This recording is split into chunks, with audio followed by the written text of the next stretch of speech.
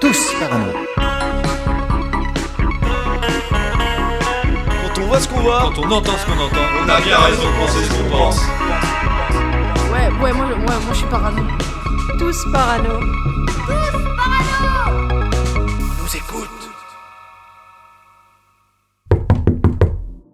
Entrez. Waouh. Qu'est-ce que tu fous, Geoffroy? Depuis notre dernier épisode, tu n'es pas sorti de ta chambre. On a un enregistrement à faire aujourd'hui. Oh, ça va, hein. Tu sais, c'est juste que tout ce qu'on a raconté la dernière fois, la naissance de MySpace, Facebook, LinkedIn, Instagram, TikTok, l'économie de l'attention, le design de l'addiction, toutes ces histoires autour de la dopamine, eh ben, ça m'a donné envie de pousser un peu plus loin les recherches que j'avais déjà entamées. Et tu sais quoi, viens voir, j'ai trouvé un truc énorme. Ok, mais rassure-moi, tu te sens bien? Parce que là, t'es tout pâle, hein. T'as des cernes énormes, les yeux rouges comme si t'avais pas dormi depuis une semaine. Et puis, faut ouvrir les fenêtres, là, ça pue. Ça fait combien de temps que tu t'es pas changé, hein? Oh, c'est bon, hein, c'est le prix à payer pour la cause. Ah bon? Bah explique-moi ça. Bah écoute bien, je viens de mettre à jour un scandale planétaire dont presque personne n'a entendu parler. Ouh là là, je sens venir un truc. Les notices d'appareils électroménagers. Quoi? Ah oui, toutes les notices, dans tous les pays, dans toutes les langues, hein, elles sont volontairement mal écrites et incompréhensibles. Regarde ces notices là. On t'entraîne à obéir sans comprendre, à accepter des consignes vagues, tu t'en rends pas compte? Non, peut-être pas. Enfin, si, j'ai bien déjà lu des notices, mais enfin bon, là, tu penses que ça sert à quoi? Bah, préparer le cerveau, c'est ce qu'on appelle le préconditionnement cognitif diffus. Oula. Tout commence par des micro-consignes que tu comprends en moitié mais que tu appliques quand même. Et le truc c'est que c'est cumulatif, hein. À long terme, ton cerveau s'habitue sans même se poser de questions. Bon, ok, admettons, et ça mène où ton truc? Eh bien, une normalisation de l'absurde, un écrasement du doute critique, l'esclavage moderne quoi. Mais t'es devenu complètement parano, quoi. Tu sors ça d'où, cette théorie? Bah, des réseaux bien sûr. Tu vois, depuis plusieurs jours, j'échange avec des gens qui ont bossé là-dessus, hein. Des analystes cognitifs indépendants, et tous, hein. Ils me confirment qu'on est face à un système global et total d'annihilation de la volonté. Non, bah voilà le problème. Quel problème? Bah, ce que tu décris, c'est pas une révélation, c'est une bulle algorithmique. Plus tu creuses ce sujet, plus l'algorithme te montre des gens qui pensent pareil. Donc ça devient énorme et incontestable dans ton esprit. Et au final, pour toi, c'est forcément vrai. Mais t'imagines pas le nombre de personnes qui pensent la même chose? Oui, mais t'as vu quelqu'un dire que c'est juste des notices mal foutues ou encore des traductions mal faites réalisées par des programmes gratuits? Non, pas vraiment, en effet. Bah voilà, parce que ça te ferait sortir de la théorie. Et ça, le réseau social ne le veut pas, parce que ça ferait chuter ton taux de dopamine. Donc mon cerveau ne serait pas éveillé, c'est ça que tu veux dire? Non, il est juste saturé. Et donc, au-delà du fait que la théorie est fausse... Ton état s'explique surtout parce que t'es resté enfermé dedans. Bon, ok. Bah, écoute, je vais peut-être faire une pause. Eh ben, voilà une bonne idée. Mais tu reconnais quand même qu'on nous parle comme à des débiles, hein. Ah oui, ça c'est sûr. Mais pour ça, il n'y a pas besoin de méga théorie. C'est juste une histoire d'économie, des bouts de chandelle peut-être, mais c'est ça qui fait de beaux dividendes à la fin de l'année. Allez, reprends tes esprits, lâche ton clavier, on se lance dans la partie 2 de notre épisode sur les réseaux. C'est parti. Tous parano. Depuis quelques années, on a pris l'habitude de dire que les réseaux sociaux divisent la société ou polarisent le débat. Alors, posons-nous sérieusement la question. Qu'est-ce qui, dans leur structure même, produit ce morcellement? Qu'est-ce qui fait qu'un outil conçu pour relier les gens finit par les séparer? Eh bien, pour y répondre, il faut d'abord aborder la notion de bulle. Le terme est devenu un peu cliché, mais le phénomène qu'il désigne est beaucoup plus profond qu'un simple regroupement d'affinités. On l'a dit, hein, dans notre première partie, les plateformes ne se contentent pas de nous montrer ce que nous aimons. Elles sélectionnent, hiérarchisent, privilégient ce qui maximise l'engagement, et comme la nuance n'engage pas, ce sont nos émotions les plus simples, comme la colère, la peur ou la certitude, qui prennent le dessus. Et voilà le résultat. On ne reçoit plus la complexité du monde, mais une version filtrée, parfaitement adaptée à nos préférences. L'expérience du réel devient conditionnée par la mécanique algorithmique, on ne cherche plus à comprendre, on cherche à être conforté dans nos convictions. Et à force d'être exposé à ce qui nous ressemble, on finit par vivre dans une bulle. De nombreuses études scientifiques le confirment. Plus un utilisateur passe de temps sur les plateformes, plus son exposition à la contradiction diminue.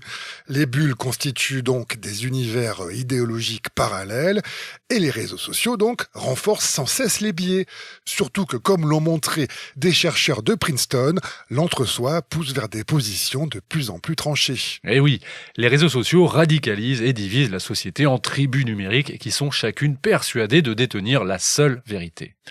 On aboutit alors à un paysage numérique fracturé, composé de mondes distincts, parfaitement hermétiques les uns aux autres. Dans une bulle, on dira que la planète brûle, mais dans une autre, on soutiendra que le dérèglement climatique est une pure invention. Et c'est précisément là qu'entre en scène l'un des acteurs les plus déroutants parmi les réseaux sociaux. Un lieu où les bulles ne se juxtaposent pas, mais elles s'emmurent. Ce réseau, c'est Telegram. Tous parano. Telegram, c'est un peu l'exception dans le monde des réseaux sociaux. Cette plateforme est née hors de la Silicon Valley et donc hors du modèle économique des géants américains. Et elle s'est positionnée dès le départ comme un sanctuaire. Créé en 2013 par Pavel Durov, l'homme qui avait déjà fondé vKontakte, le Facebook russe, Telegram se présente en effet comme un espace de liberté absolue, sans publicité et sans collecte massive de données. Et puis surtout, Telegram met en avant son chiffrement, ce système qui transforme un message en code illisible pour qu'il ne puisse être compris que par l'expéditeur et le destinataire, rendant les communications quasiment impossibles à intercepter. Et cet ADN de dissidence n'est pas un simple argument marketing. Durov a fui la Russie après avoir refusé de livrer des données d'opposants au Kremlin, et Telegram est né de ce refus.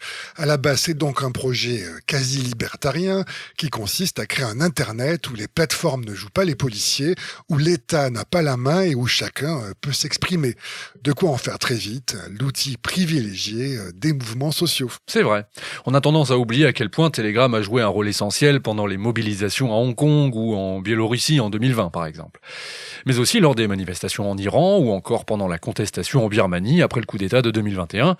Et ce ne sont là que quelques exemples, il y en a bien d'autres. À chaque fois, Telegram a permis aux opposants d'échapper à la surveillance, de coordonner des actions et de partager des informations sensibles en temps réel. Et ce rôle dépasse largement les simples mouvements sociaux. Pendant la guerre en Ukraine, Telegram est devenu un outil central pour les deux camps. Gouvernement ukrainien, autorités russes, armées, milices, journalistes, hackers, propagandistes, tout le monde s'y est installé. Et c'est sans doute, la guerre en Ukraine, le premier conflit où une plateforme unique a servi à la fois de canal d'information, de support de propagande et de moyens de coordination entre unités sur le terrain. Telegram est donc devenu un outil géopolitique au sens le plus littéral du terme. Un succès incroyable qui a fini par attirer tous ceux que les autres plateformes avaient fini par expulser en fait. C'est là que Telegram montre un tout autre visage, car le refuge des dissidents est aussi devenu le refuge des bannis. Tous ceux qui sur Facebook, Instagram, TikTok ou X se faisaient censurer sont venus se regrouper ici. Les mouvances complotistes radicales, les groupes survivalistes, les communautés QAnon, les antivax extrêmes, les néo-nazis numériques, les influenceurs déchus, tous ont trouvé dans Telegram une terre d'accueil. Et ça s'explique très bien, parce que Telegram n'a pas d'algorithme de recommandation qui pousse les contenus et joue sur les émotions. Il n'y a pas non plus de mécanisme de modération automatique. Ce sont les utilisateurs qui décident des chaînes qu'ils suivent. En apparence, c'est très simple et sain, mais en réalité, on aboutit à la constitution de bulles parfaitement closes où circulent des narrations complètement autonomes et entièrement déconnectées du reste de l'espace public, en fait. Et dans ces bulles, on est parfois dans une logique de secte. Et là où les discours extrêmes prolifèrent, il se passe toujours la même chose. Les utilisateurs se radicalisent avec leurs codes, leurs ennemis et leurs obsessions. Tous parano. Tous parano. La fragmentation du réel en communautés idéologiques fermées ne se limite pas aux espaces cryptés. On la retrouve aussi dans des environnements beaucoup plus ouverts et publics. Oui, parce qu'il y a un autre versant du phénomène. Des réseaux où l'on ne fuit pas le monde extérieur, mais où émergent malgré tout des micro-communautés qui s'isolent et forgent leurs propres normes et leurs propres dogmes. En la matière, il existe un laboratoire presque parfait, c'est Reddit. Oui, Reddit, c'est l'inverse de Telegram sur un point essentiel. Ici, tout est structuré, visible et classé. On y trouve des milliers de sous-forums, les subreddits, qui couvrent absolument tout.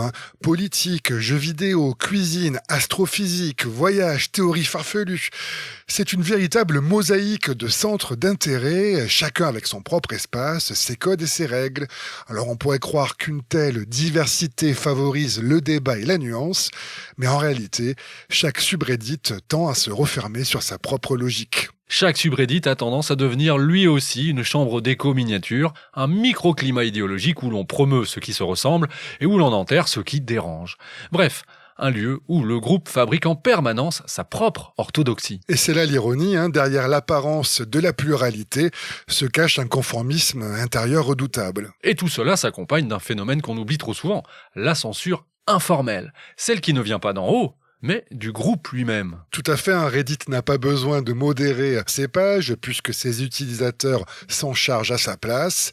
À force d'upvote et de downvote, certains subreddits se transforment ainsi en de véritables postes de contrôle intellectuel, excluant toute idée qui dérange. Tout ça au nom d'un principe sacré, celui de protéger la communauté. Critiquer le dogme du moment, soulever une contradiction, interroger un discours consensuel, vaut d'être immédiatement étiqueté réactionnaire, toxique ou problématique. Et là, la sanction tombe. Bannissement, suppression de commentaires ou simplement un enfoncement sous les -12. Ah ouais, alors un enfoncement sous les -12, pour ceux qui ne savent pas ce que cela signifie, faut dire qu'on est quand même là dans un jargon assez spécifique à Reddit.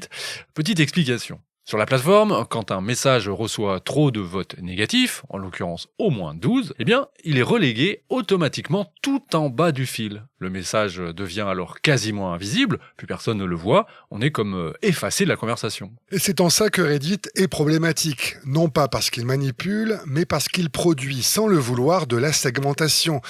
Et ce qui est intéressant à noter, c'est que le modèle inverse, celui d'une modération donc verticale, menée par les plateformes elles-mêmes, produit plus ou moins les mêmes effets. Par modèle inverse, ce que tu veux dire, c'est que ce n'est plus la communauté qui filtre, c'est l'algorithme. Et le cas le plus emblématique du genre, c'est YouTube. Alors, même si on n'est pas tout à fait confronté à un réseau social en tant que tel, ça vaut le coup de s'y arrêter un instant. Oui, parce que YouTube symbolise parfaitement l'autre face du même problème. Sur la célèbre plateforme vidéo, la sanction ne vient plus d'un modérateur trop zélé, ni de l'homogénéité idéologique d'une communauté, mais d'une machine automatique qui juge sans expliquer.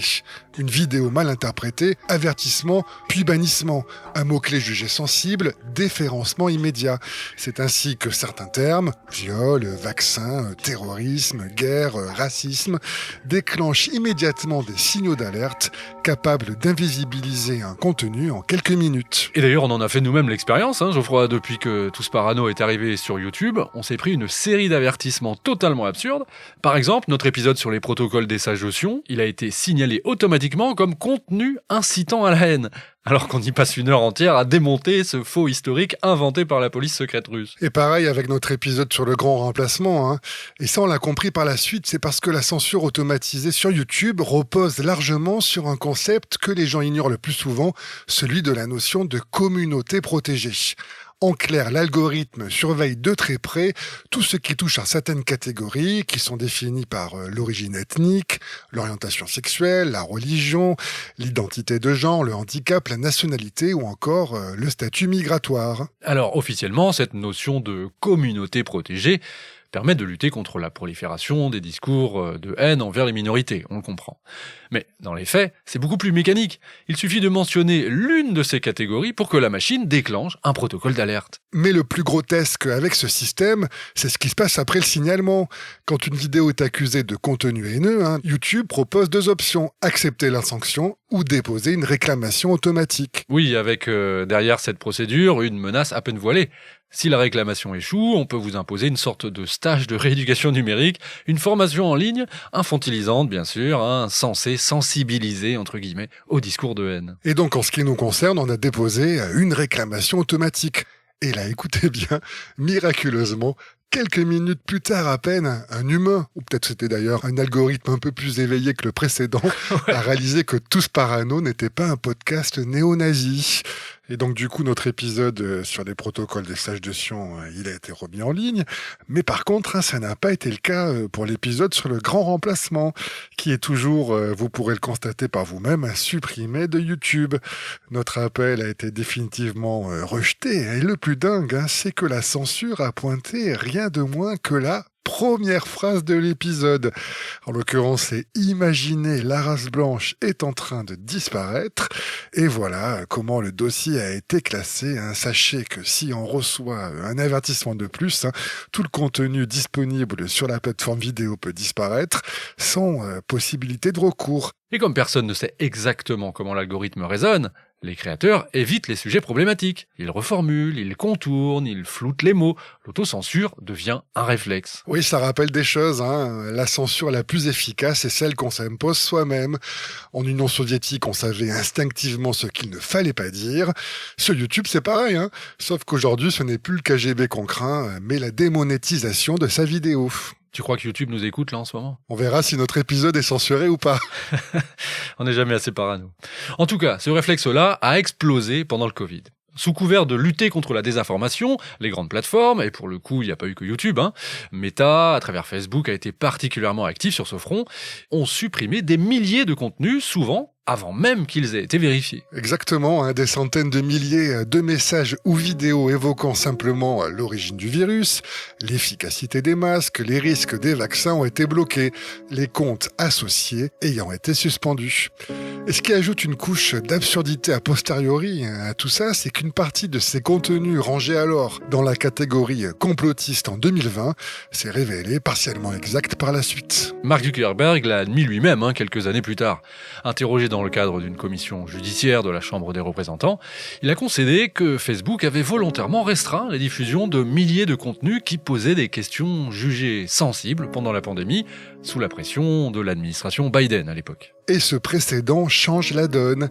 Il a montré qu'un petit nombre d'entreprises privées décidaient de ce qu'il fallait croire, le plus souvent en parfaite coordination avec des gouvernements qui n'ont pas hésité à restreindre la liberté d'expression dès que la critique devenait gênante. Et cette logique de contrôle, ce mélange de bonne conscience, de pression politique et de réflexes technocratiques, un réseau l'a incarné à la perfection. Il s'agit de Twitter. C'est un monde de parano. Vous êtes tous parano. On a tendance à l'oublier, mais avant Musk, Twitter fonctionnait comme une sorte de ministère officieux des idées autorisées. Des comptes disparaissaient sans explication, et l'algorithme modulait la visibilité des messages selon une morale impeccablement conforme au politiquement correct. Oui, pendant longtemps, on percevait ce phénomène, mais on ne pouvait pas apporter la preuve de son existence. Mais lorsque Musk a acquis Twitter, il a ouvert les archives à plusieurs journalistes indépendants, comme Barry Weiss ou Michael Shellenberger. Et ceux-ci ont découvert des échanges internes montrant que les règles n'étaient pas appliquées de la même manière selon les comptes et les sujets. C'est ce qu'on a appelé les Twitter Files. Ce que ces journalistes ont révélé est sidérant. Des dirigeants qui débattent pour savoir quel tweet doit survivre ou disparaître, des employés qui décident d'étouffer un sujet parce qu'ils risquent, je cite, de favoriser les républicains, et sans doute encore plus grave, ils se sont rendus compte que le plus souvent, ces décisions ne venaient pas directement des dirigeants de la plateforme, mais qu'elles provenaient des agences fédérales. Le FBI, la CIA, le département de la sécurité intérieure, qui envoyait régulièrement des listes de comptes à surveiller ou à restreindre, officiellement au nom de la lutte contre la désinformation et pour prévenir les ingérences étrangères. Sauf que lorsqu'une entreprise privée applique les instructions du pouvoir politique, particulièrement en période d'élection, il ne s'agit plus de simple modération. On entre dans un système où le discours public lui-même est orienté, et là, ça pose un vrai problème démocratique. Oui, on peut même parler de modelage de l'opinion, et toujours dans la même direction. Avant Musk, Twitter suivait une ligne limpide, progressiste, pro-démocrate, West Coast dans l'âme. Les voix dissonantes, essentiellement conservatrices, finissaient souvent par être marginalisées et certains comptes étaient parfois supprimés. Ce qu'on veut dire, c'est qu'en prétendant défendre la démocratie, la plateforme a affaibli l'un de ses fondements, le pluralisme. L'exemple le plus flagrant reste l'élection présidentielle américaine de 2020, où s'opposaient Joe Biden, le candidat démocrate, et le président sortant, Donald Trump.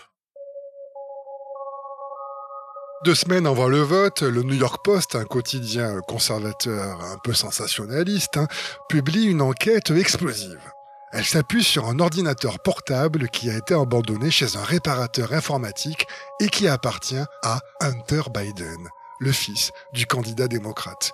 On en a déjà parlé de cette histoire dans Tous Parano, mais un rappel ne peut pas faire de mal, parce que ce que les journalistes ont découvert alors dans le disque dur de cet ordinateur est absolument incroyable.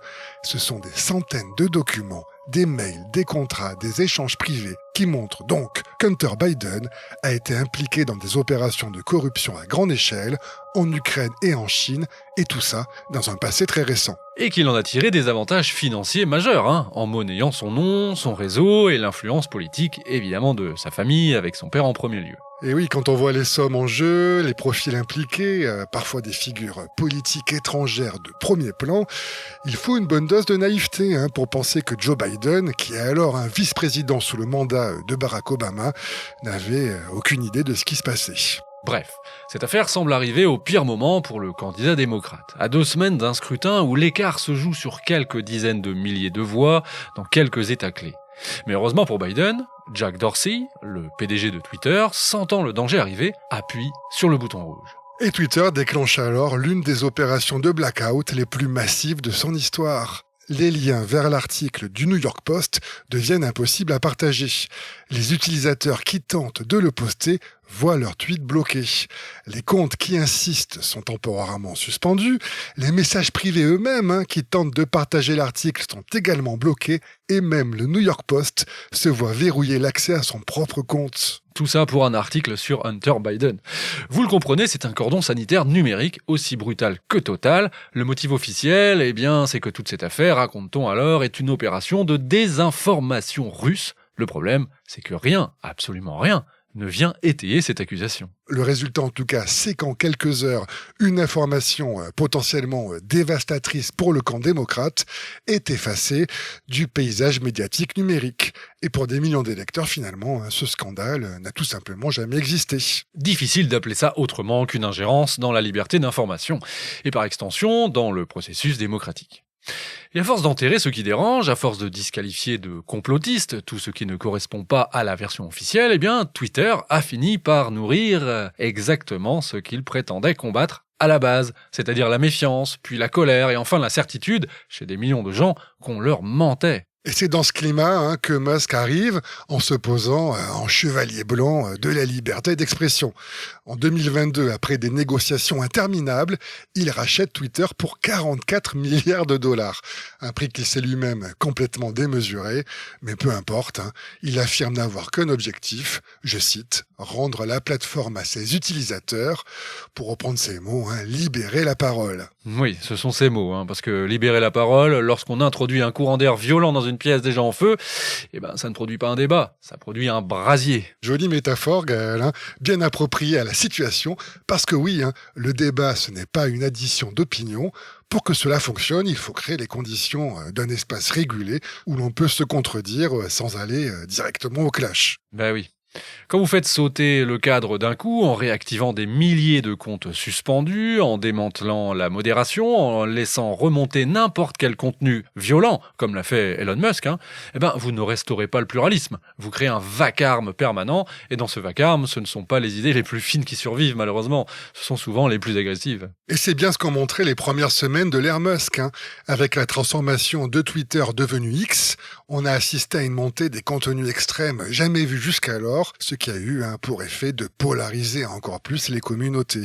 Et plusieurs études ont d'ailleurs mis en évidence ce phénomène.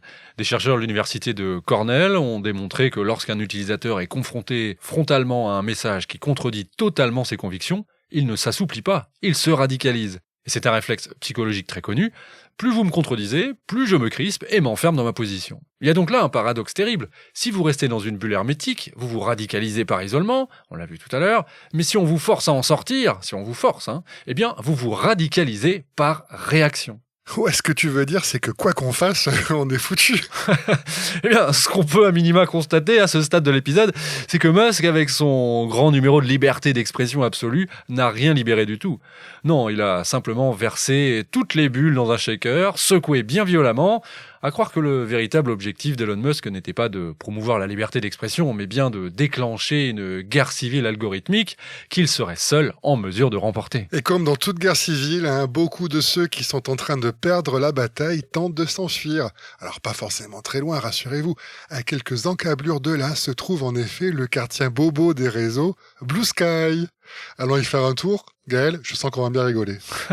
T'as un drôle d'humour, faut dire. Tous parano. Ah, Blue Sky, le grand refuge progressiste. Le réseau social où on respire enfin, sans jamais rencontrer quelqu'un qui n'est pas d'accord. Un espace où l'on peut débattrader. Oui, c'est un néologisme qui est employé sur cette plateforme. Blue Sky, c'est une sorte de spa idéologique, ouvert uniquement aux gens qui ont coché les bonnes cases et qui sont persuadés d'appartenir au camp du bien. Oui, Blue Sky, le Safe Space 2.0. Il faut dire que ce réseau assez élitiste est né en réaction à un traumatisme collectif très particulier, l'élection, bien sûr, de Donald Trump en 2016.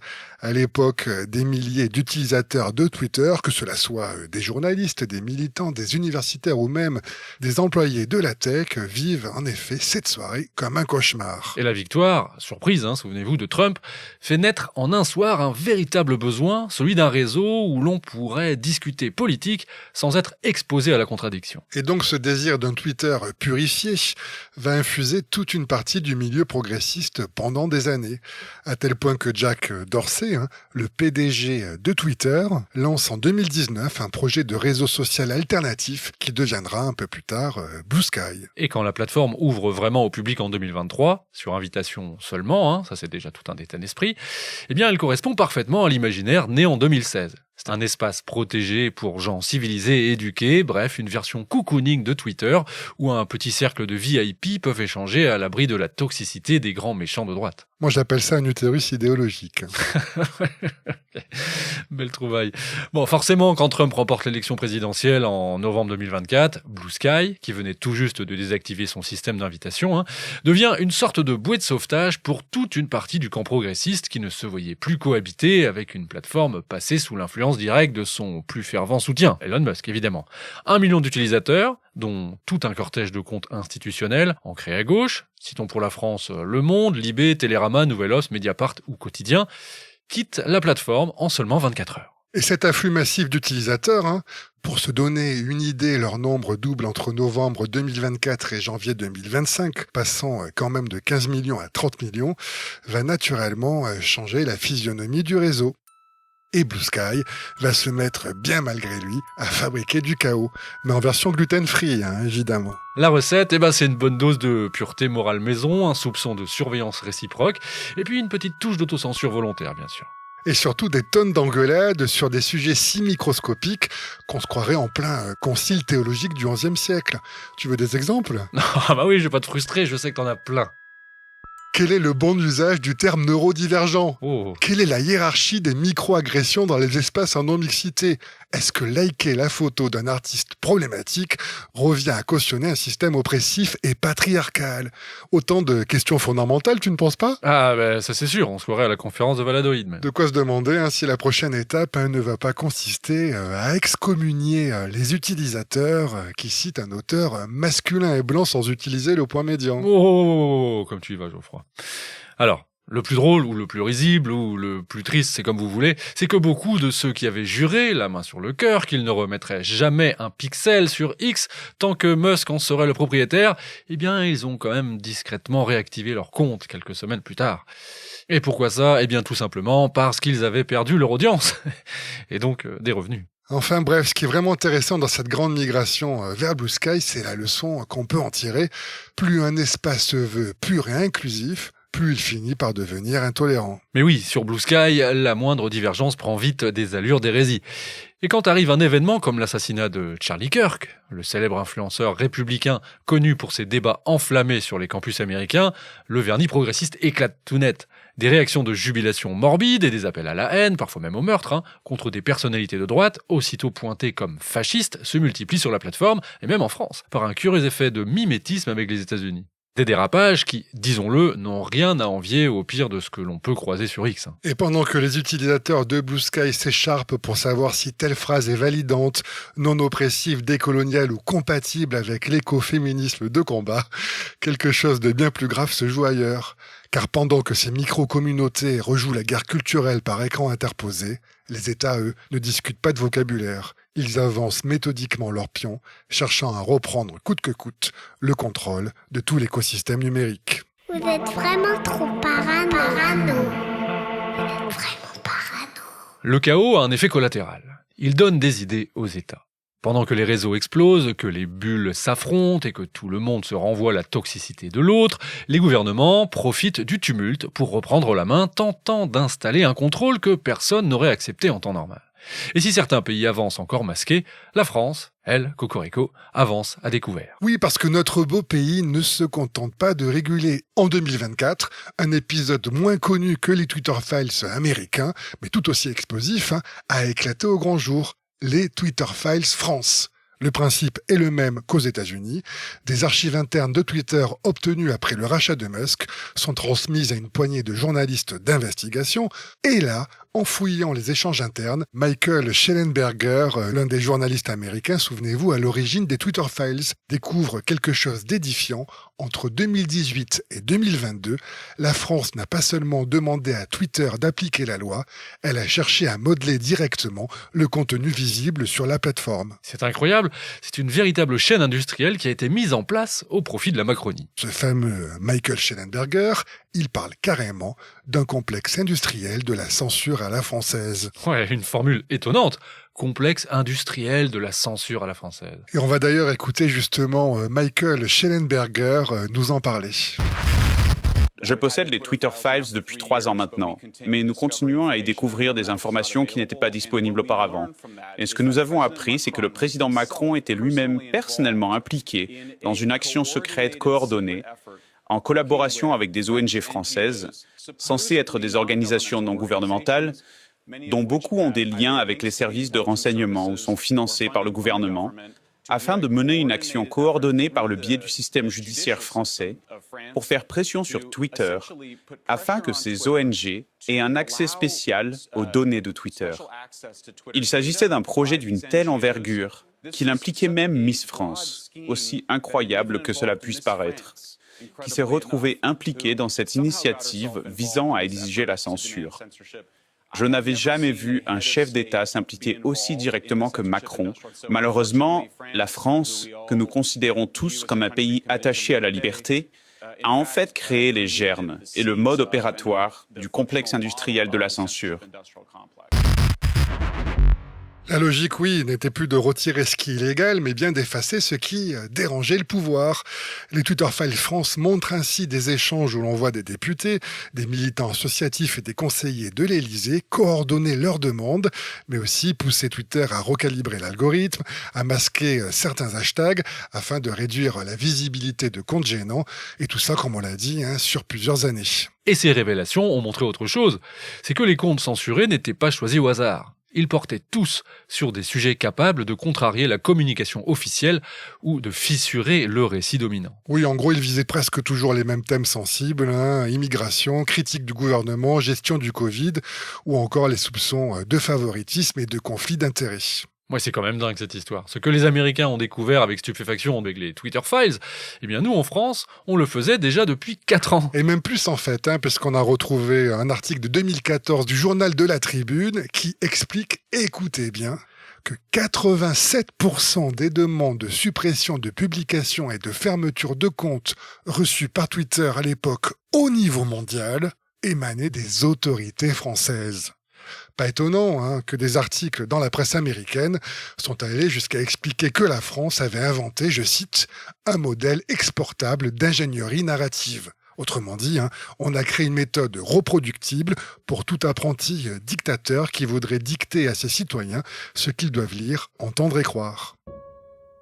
Et puis arrive l'affaire Pavel Durov, qui vient confirmer toutes ces allégations. Là, on est en août 2024, et le fondateur de Telegram, donc l'un des rares patrons de la tech à avoir bâti un service précisément pour échapper à la surveillance étatique, eh bien, il est arrêté à l'aéroport du Bourget, près de Paris. Officiellement, on lui reproche une complicité de diffusion de contenus illicites. Mais dans les faits, c'est un message géopolitique d'une clarté chirurgicale. La France se montre prête à instrumentaliser son appareil judiciaire pour contraindre une plateforme qui refuserait d'obéir. Et Durov est placé en garde à vue pendant 4 jours, menacé d'inculpation, et bon, il est finalement libéré sous caution. Mais tout le monde comprend ce qui se joue. Cette arrestation est un avertissement envoyé à tous les acteurs du numérique. Un avertissement qu'on pourrait résumer ainsi: si vous refusez notre régime de censure, eh bien, nous avons les moyens de vous faire plier. Durov lui-même l'a écrit sur X sans détour. Je cite « Les Twitter Files France prouvent que Macron tente d'étouffer la liberté d'expression depuis des années. » En clair, la France n'agit pas comme un simple État parmi d'autres. Je pense que vous pouvez commencer à le comprendre. Elle se comporte comme l'avant-garde assumée d'un contrôle politique structuré de l'espace numérique, avec donc ambition de faire école. Et les déclarations de notre Illuminati national ces derniers mois ne laissent aucun doute. Il répète à l'envi que les réseaux sociaux sont devenus, je cite, une menace pour la démocratie, une arme de déstabilisation, et pour lui, les jeunes sombrent dans l'excitation cognitive, les algorithmes n'étant que des fabriques de la haine. Et sa dernière proposition a fait couler beaucoup d'encre. Interdire l'accès aux réseaux sociaux aux moins de 15 ans. Vous en avez sans doute entendu parler, et à première vue, vous vous dites comme nous, que c'est pas forcément la plus mauvaise des idées vu tout ce qu'on a dit sur les réseaux sociaux. Parce que soyons clairs, on l'a longuement vu lors de la première partie de cet épisode, les réseaux sociaux ont été pensés pour provoquer l'addiction. Chez des cerveaux encore en construction, l'effet est redoutable. On parle d'altération de la concentration, de rapports faussés à l'image de soi. Les statistiques de tentatives de suicide sont en corrélation avec l'utilisation d'Instagram, par exemple. Et donc, effectivement, vu sous cet angle, limiter l'accès des plus jeunes peut apparaître comme une mesure de salubrité publique. Une forme de garde-fou qui revient à dire que les réseaux ne doivent pas être mis entre toutes les mains, surtout celles qui n'ont pas encore les outils pour s'en défendre. Ceci dit, maintenant le problème, quand on y réfléchit 2 secondes, c'est qu'il y a un envers du décor à cette idée. Pour prouver qu'on a plus de 15 ans, il faudra bien sûr s'identifier pour créer un compte sur X ou TikTok. La plateforme pourra donc exiger une preuve d'âge, carte bancaire, document d'identité ou encore un scan officiel. Et là, on change de registre. On ne parle plus de protection des mineurs, mais de la fin de l'anonymat en ligne. Et surtout, de la constitution de bases de données capables d'associer clairement une identité civile réelle à des propos tenus en ligne. Des informations qui, potentiellement, pourraient être exploitées par l'État pour identifier formellement des comptes jugés problématiques et donc poursuivre leurs auteurs. On passerait alors très vite de la prévention à la surveillance. Alors bon, dit comme ça peut sembler excessif, un peu parano même, mais ce raisonnement n'est pas complètement théorique. Il suffit de regarder ce qui s'est passé au Royaume-Uni. Si l'on se penche sur les chiffres officiels disponibles, on constate qu'en 2023, faute de données centralisées après cette date, plus de 1000 personnes ont été condamnées par la justice pour des propos jugés offensants en ligne. Et dans l'immense majorité des cas, ces messages avaient été publiés sur des réseaux sociaux. Oui, la Grande-Bretagne est sans doute le pays qui est allé le plus loin dans cet exercice répressif de manière assumée, mais rien ne garantit qu'elle restera une exception. Une fois les outils techniques en place, rien n'empêchera d'autres États d'emprunter la même trajectoire. La question n'est donc pas seulement faut-il protéger les jeunes ? Évidemment, tout le monde est d'accord. C'est plutôt celle-ci. Quel prix sommes-nous prêts à payer collectivement pour que cette protection ne devienne pas le prétexte à un contrôle élargi des usages et des paroles en ligne ? Ce n'est pas une crainte abstraite. Pendant que le Royaume-Uni sert de laboratoire, l'Union européenne, elle avance ses pions.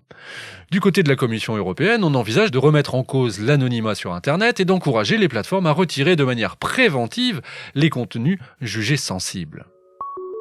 Et puis il y a un autre projet de l'Union européenne qui peut sembler encore plus inquiétant, dont on doit parler. Chat Control, un dispositif qui prévoit le scannage automatique de toutes les communications privées. Tout pourrait être analysé par des algorithmes pour repérer des contenus jugés dangereux, y compris sur les réseaux sociaux. Officiellement, Chat Control a pour but de combattre la pédocriminalité. Et on retrouve donc exactement la même ambiguïté que dans l'interdiction des réseaux sociaux aux moins de 15 ans. Car tous les experts en cybersécurité s'accordent sur un point. Pour scanner des messages chiffrés, il faut casser le chiffrement. Et une fois cette barrière rompue, il n'y a plus de limite à ce qui peut être surveillé. Et d'ailleurs, à ce propos, on va écouter l'excellent Fabrice Epelboin, entrepreneur, prof à Sciences Po et grand connaisseur des réseaux sociaux et des enjeux politiques du numérique, qui nous parle donc de Chat Control. Si vous avez rien à cacher, vous avez forcément une intimité. Et normalement, cette intimité, vous la partagez avec 2-3 personnes. Votre femme, votre famille, vos amis proches. Ça fait que finalement, votre intimité, c'est aussi des petits bouts de l'intimité de quelqu'un d'autre. Et ces petits bouts qu'on vous a confiés d'intimité, ils scellent une confiance qui fait qu'un ami va vous confier une information qui est très personnelle parce qu'il y a une relation de confiance. Si demain, cette relation de confiance est sous surveillance d'une technologie, elle va être détruite. Et donc, on va bousiller le tissu social. Ce qui fait nos relations les plus intimes et les plus proches va être bousillé parce que tout d'un coup, il y aura des systèmes espions dans nos téléphones, puis toute une paranoïa qui va se développer à partir de là. Parce que les gens ne vont pas rester sur une rationalité d'une écoute technique qui scanne, une empreinte digitale. Ça va être une paranoïa généralisée et ça va vraiment profondément altérer la nature même du tissu social. En résumé, on est loin, très loin de l'utopie naïve des débuts du web. On entre, semble-t-il, dans un régime d'un nouveau genre. Un monde où chaque opinion peut être signalée et chaque plateforme tenue responsable de nos mots. Oui, mais attends, on crie au loup, mais pendant ce temps, d'autres acteurs encore plus discrets profitent du chaos informationnel pour s'infiltrer dans la brèche. Ah, je vois de quoi tu parles. Eh bien, allons voir tout ça. Il va faire un petit peu chaud, je te conseille d'enlever ton pull.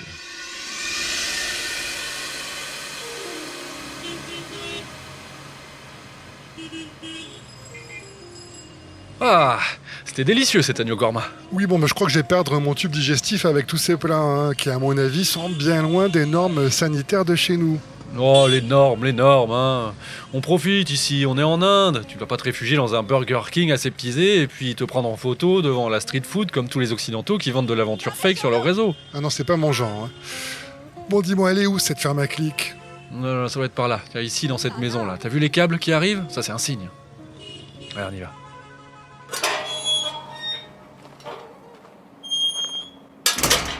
Ah, un peu d'air frais. La clim. Bon, bah dis donc, ils sont concentrés, hein ? Alors c'est ça une click farm. Eh ben dis-moi quel boulot. T'as vu, ils sont comme à l'usine, toujours le même geste à répéter des milliers de fois par jour, comme s'ils avaient un métronome invisible dans leur tête. Ouais, c'est ça. Un clic toutes les 2 secondes. Ni trop vite, ni trop lentement. Il faut imiter le rythme naturel d'un utilisateur occidental qui s'ennuie sur son téléphone. C'est de l'artisanat. Oui, en tout cas, celui-là, d'après ce qu'on m'a dit, il gère 50 comptes à la fois.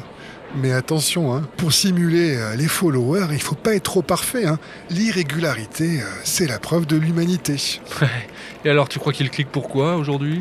Bon, ça, je ne sais pas. Peut-être faire monter les ventes du dernier disque de Taylor Swift en faisant gonfler les likes et Cyril. Ouais.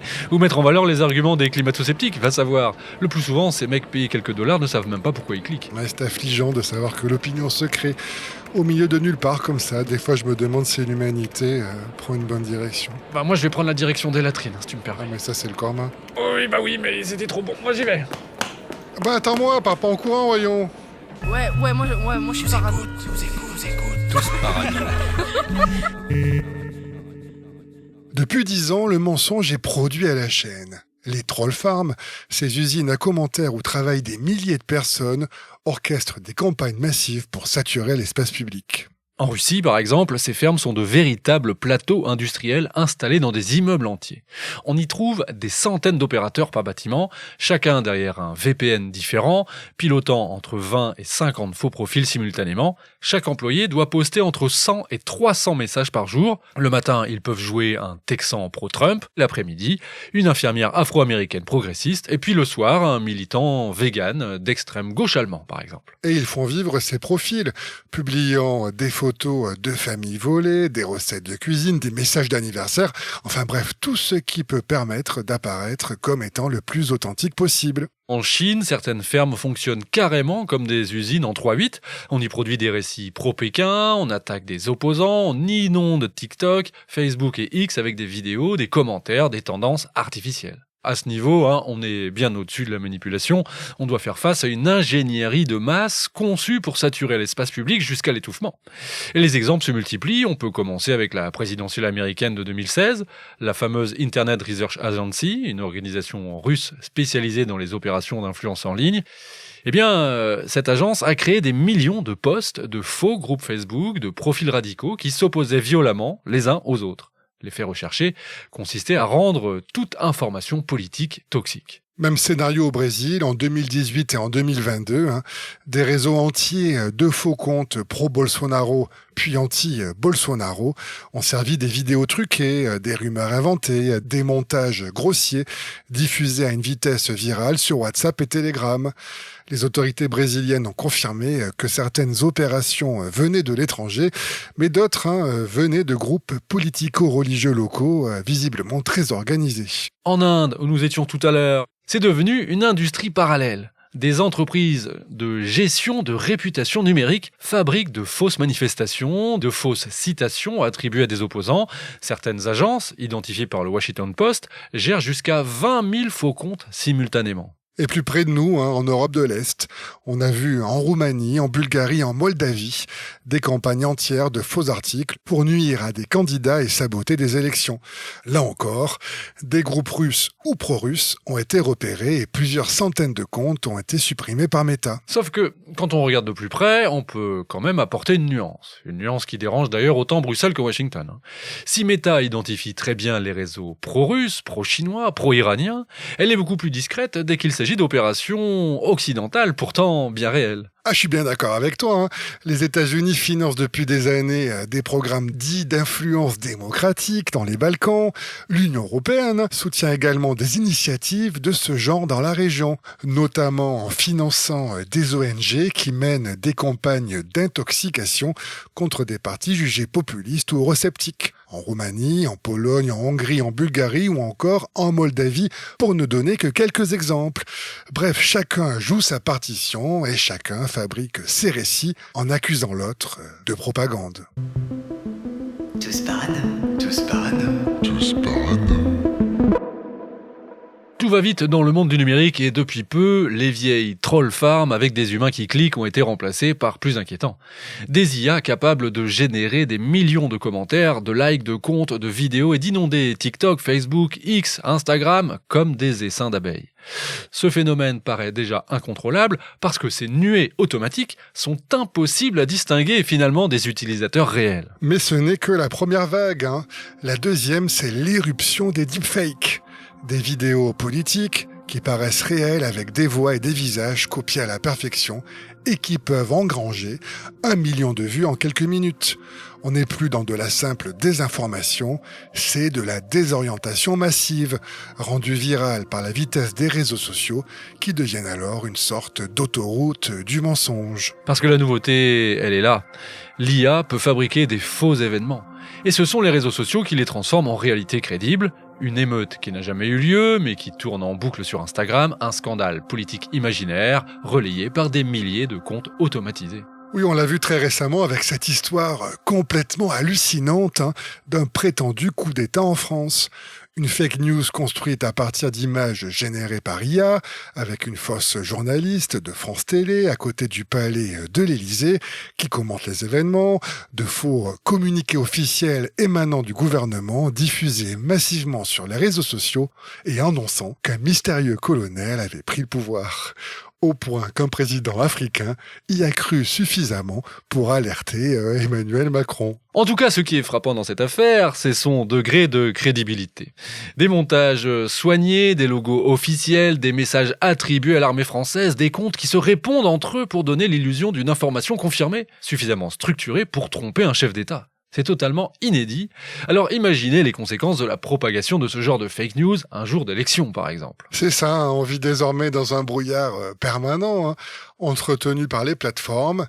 Résultat, même face à une preuve authentique, on voit que de nombreux utilisateurs ont le même réflexe, remettre en cause toute vérité objective, car le doute finalement est instillé partout et tout le temps. Et ce, sans même prendre en compte les progrès technologiques qui arrivent déjà et qui, dans les prochaines années, vont rendre ces manipulations encore plus indétectables et plus massives. Bref, pendant longtemps, on a cru que le danger venait des idéologies, des partis populistes ou des ingérences étrangères. Mais la menace ultime est beaucoup plus simple, et on peut la résumer ainsi. La vérité devient peu à peu une opinion comme une autre. Les réseaux sociaux transforment l'espace public en champ de ruines, où les mensonges circulent plus vite que les faits, et où plus personne ne sait distinguer le vrai du faux. Et c'est peut-être ça la phase terminale du système, quand l'espace public devient une succession d'illusions virales. Car celui qui crée la confusion parce qu'il maîtrise les flux, les bots, les IA et les narratifs contrôle finalement tout le reste, les élections, comme la manière même dont on perçoit la réalité. Bref, encore une fois, de quoi nous rendre tous parano.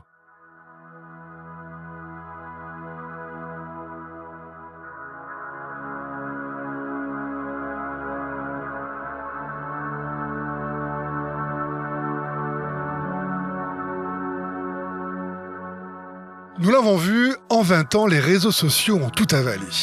Ils ont transformé l'intime en marchandise, ils ont glissé de la simple mise en relation à la captation, puis à la manipulation douce. Ce qui était au départ une technologie sociale est devenu une infrastructure mentale. Et aujourd'hui, les bulles se referment, les opinions se durcissent, la nuance disparaît et la méfiance prospère. Mais ce n'est peut-être pas ça le plus inquiétant. Le vrai basculement, c'est que nos propres démocraties ont vu dans les réseaux sociaux des outils parfaits pour invisibiliser les discours dérangeants et gouverner la parole publique au nom du bien. Un système clé en main pour filtrer, orienter et corriger ce que nous pensons. Mais au milieu de ce chaos, tout n'est pas noir. Certes, la Silicon Valley a redessiné le monde en imposant ses normes, ses valeurs et ses obsessions, mais l'industrie de la technologie a aussi ouvert des brèches que personne n'avait prévues. Regardez MeToo par exemple. Malgré ses excès, ce mouvement a permis quelque chose de profondément positif. Il a forcé la société à regarder en face les violences sexuelles durablement invisibilisées. Il a aussi créé une onde de choc mondiale que personne, ni un gouvernement, ni un média, ni Hollywood, n'aurait pu déclencher tout seul. Et ce n'est pas tout. Grâce aux réseaux sociaux, un fait divers étouffé, un abus policier filmé, un scandale ignoré, une agression passée sous silence, peuvent soudain faire surface et obliger nos gouvernements à répondre. Des situations qui, il y a 20 ans, auraient été classées sans suite, trouvent un écho massif parce que les images circulent sur les réseaux sociaux plus vite que les communiqués officiels.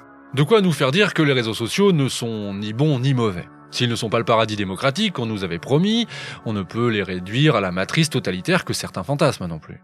Les technologies révèlent en fait ce que nous sommes, elles amplifient nos défauts comme nos qualités, elles exposent la violence, la créativité, l'hystérie, l'intelligence, la mauvaise foi, la compassion, la bêtise, tout le matériau brut de la nature humaine. Et donc on pourrait se demander si le danger principal n'est pas finalement avant tout en nous, quand nous laissons consciemment l'émotion prendre le pas sur la raison. Car trop souvent, ce n'est pas la technologie qui nous échappe, c'est nous qui nous abandonnons volontairement à elle. Parce que l'on sait tous très bien, au fond, ces outils sont ambivalents, parfois toxiques. On sait qu'ils nous rendent dépendants et qu'ils nous gouvernent plus qu'on ne les gouverne. Mais on continue, on scrolle, on like comme des débiles. Et quand ça déraille, on accuse les plateformes, les algorithmes, le système. Tout ça pour éviter d'admettre qu'on laisse la machine penser à notre place, simplement parce que c'est plus facile que de reprendre le contrôle et de se remettre en question. En résumé, nul besoin d'un grand complot technologico-politique pour nous perdre. Une bonne connexion suffit. Comme si, au fond, on avait abdiqué notre liberté en cliquant sur le bouton « J'accepte les conditions ». Bref, de quoi nous rendre tous parano. Allez, on se retrouve très vite avec un prochain épisode. Ça, c'est manipulation et manipulation. De toute façon, on saura jamais.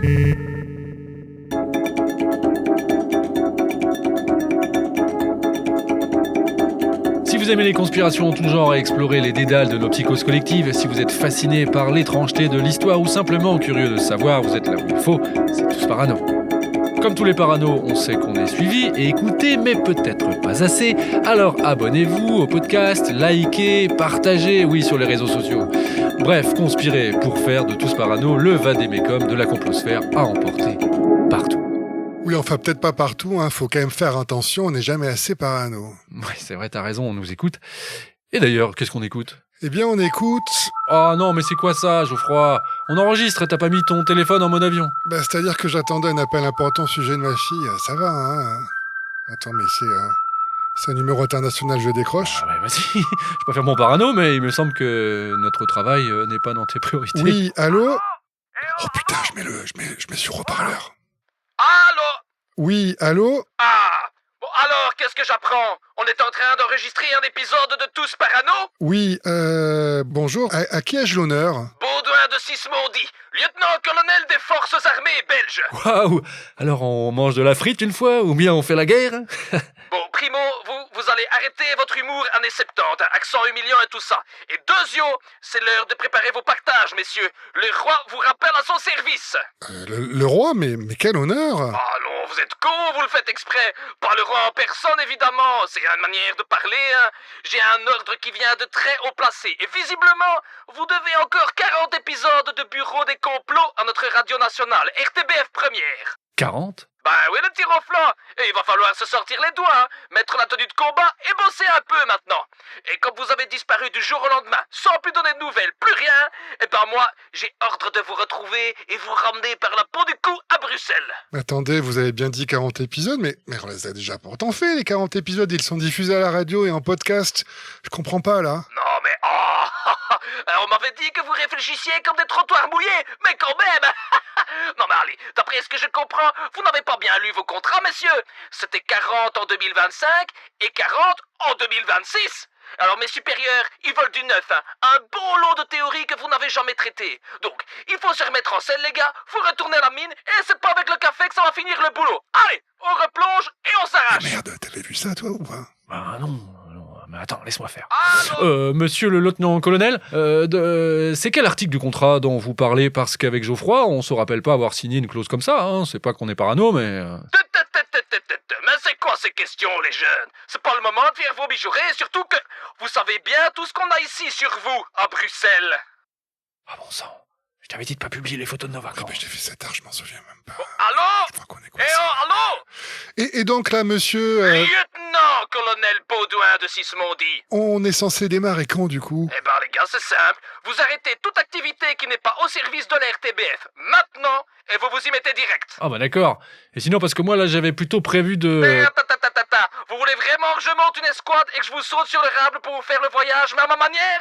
Je peux vous dire que ça sera pas le confort d'un Thalys, hein, si vous voyez ce que je veux dire. Mais alors, on a combien de temps pour faire nos valises et venir en Belgique, là? On va dire 48 heures. Donc vous embrassez femme et enfant et vous rappliquez fils à Bruxelles. Allez hop. Oh putain. Et on se voit lundi matin dans mon bureau, hein. Allez, rampez. Au revoir, monsieur... Oh, il a raccroché. Oh, le coup de bambou, mais j'avais pas prévu ça, là.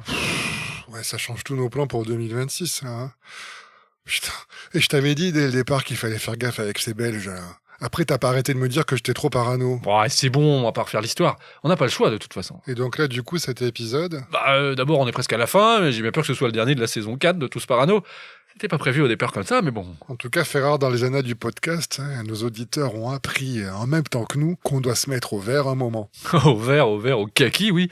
Bon, ben, moi, je file annoncer la nouvelle à madame, et crois-moi, elle va pas être contente. Ah, qui le dis-tu?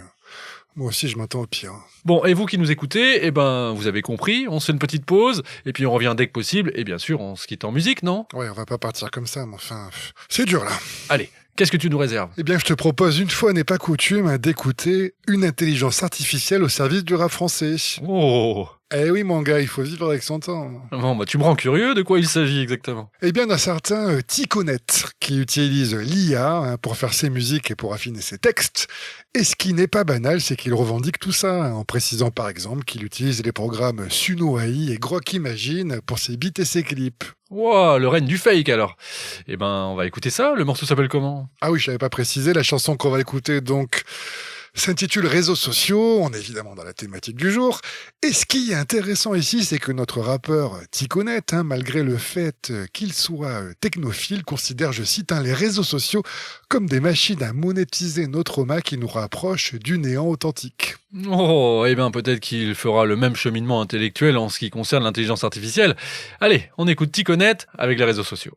Et puis évidemment, on vous dit à bientôt, on lâche pas l'affaire, promis.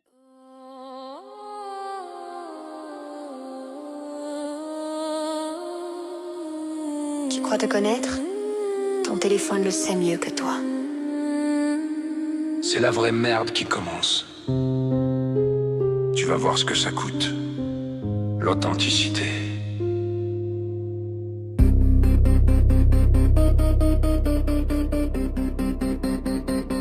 Yeah. Rien de réel ici. Mirror, miroir, dis-moi qui je suis vraiment. 20 000 filtres, 20 000 likes, 20 000%. À quoi ça sert de briller si mon reflet vaut plus rien maintenant? Tout ça me fait penser que plus je montre, moins j'existe vraiment. Je me réveille faux, je me couche en mensonge sous la sociale domination. entre qui je suis et qui je dois être. Le gouffre est trop profond. Le système me dit sois toi, c'est un piège dangereux. Ils veulent mes larmes en story, mais les yeux restent heureux. Chaque appli est un parasite, un vampire d'intimité. Ton trauma c'est du merch, ta souffrance est convertie en billets. Ton deuil publié en live, c'est grâce à ça que tu feras le plus de blé. Thérapie payante, guérison, à crédit faut bien monétiser. Médias sociaux, plateformes sociales, c'est du poison dans les veines. Arène numérique, vitrine digitale, c'est que de la peine. Ils veulent mes cicatrices et afficher ma vulnérabilité. Y'a l'apparence sur la photo, mais le cœur s'est arrêté. Authentique, ouais, tout ça c'est terminé. La transparence, c'est un luxe que les réseaux ont monétisé.